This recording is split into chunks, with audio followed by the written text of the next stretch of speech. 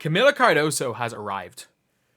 She has arrived, and you can make that argument. Look, I don't agree with the argument. You can make the argument she is the second best rookie right now.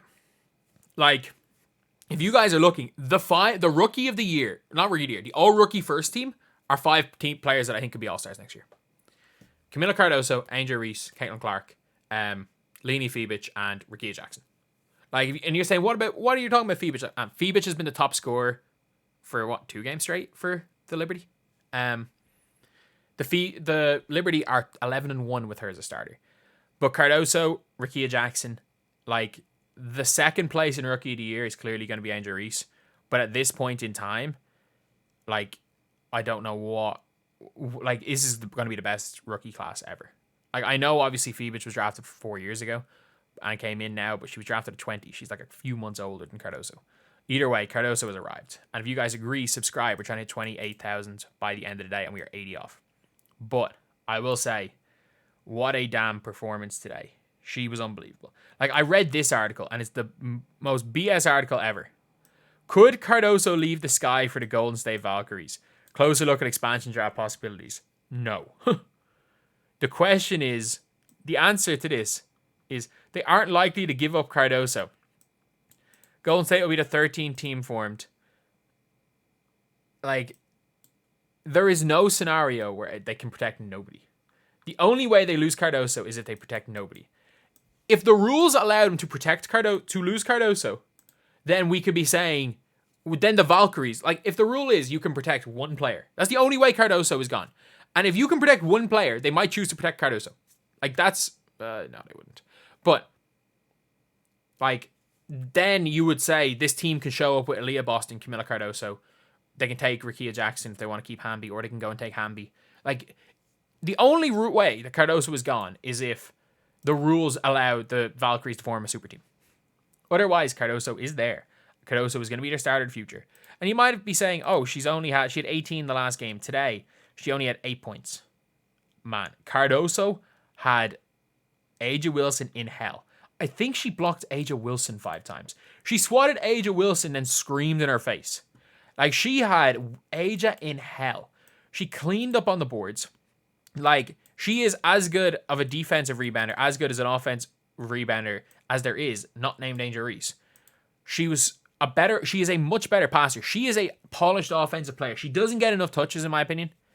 I don't think she nearly gets enough touches because she can be, like, she passes well at a double team. She can be kind of that focal point of an offense. Like, she has got the ceiling of Liz Cambridge with sanity. Imagine if Liz Cambridge was sane. That is the ceiling of Kamilla Cardoso. She's like Lee Yuru with coordination. She is unbelievably coordinated for a 6'7" with touch. She can get boards. She's a passer. She moves well off the ball.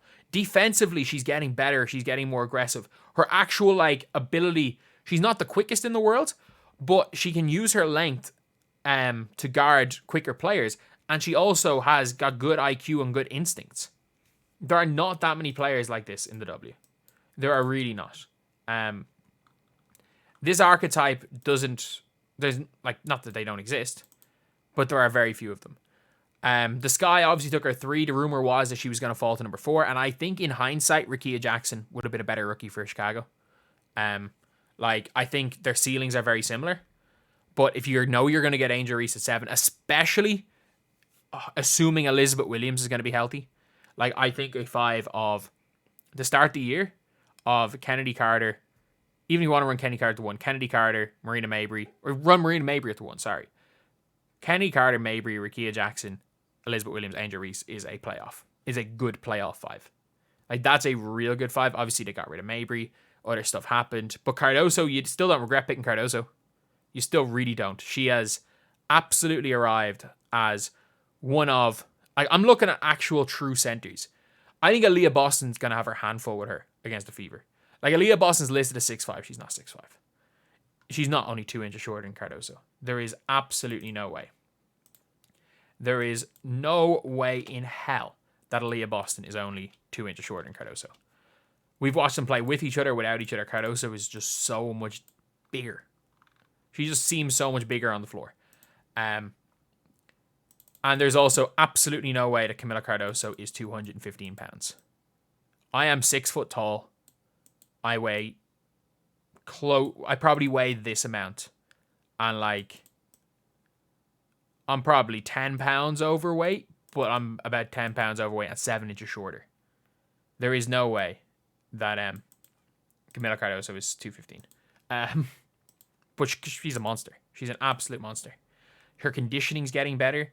She's running up and down the floor harder. Her touch is good. Like, man, I'm trying to think of better centers, like out and out centers than her. Brittany Griner. Yes. Brittany Griner is better than Kamilla Cardoso. I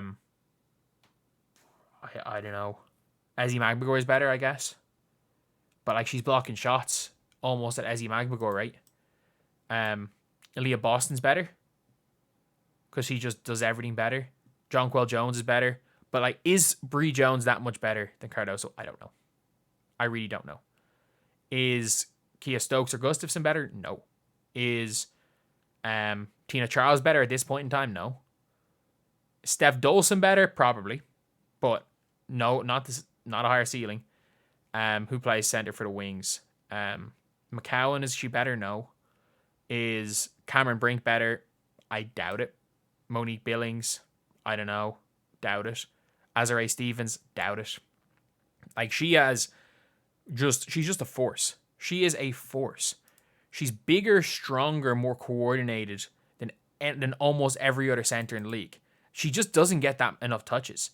Like, you can run an offense through her. And I think in the future, with this team getting more shooters, it is just so tough because it's like, I just don't know about the long-term fit of her with Angel Reese. I don't know about that long-term fit. But you do, if you're going to have the two of them, you need two shooters. Like, Onion Were, if she can continue to shoot 3 at 40%, you can have Onion Were there. But you just need two 40% three-point shooters around her. And one running the point.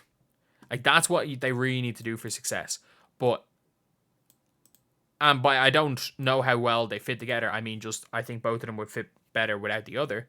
It doesn't mean that they're still not going to be great with each other. We've seen things that don't look like good fits work out. Especially if one of them develops a mid-range. It could be either. So, yeah, the Sky... Look, the fact is that it is a forwards league because there's not as many good female guards, but you're coming into the guard draft. They're going to drop into the playoffs. Or out of the playoffs. They're going to drop into the lottery. And I know they don't have their pick, but Dallas are going to get the lottery balls anyway. They're probably going to get their pick. Like, if they get put into the third position in the draft, you've got Olivia Miles guaranteed. And that is if, again, Olivia Miles doesn't, or has as good a year as expected coming off the ACL injury. If it turns out someone else is the best guard, not named Paige Beckers, you can get that guard. Like, they have their choice of, because they're not going to want Kiki or Yafin.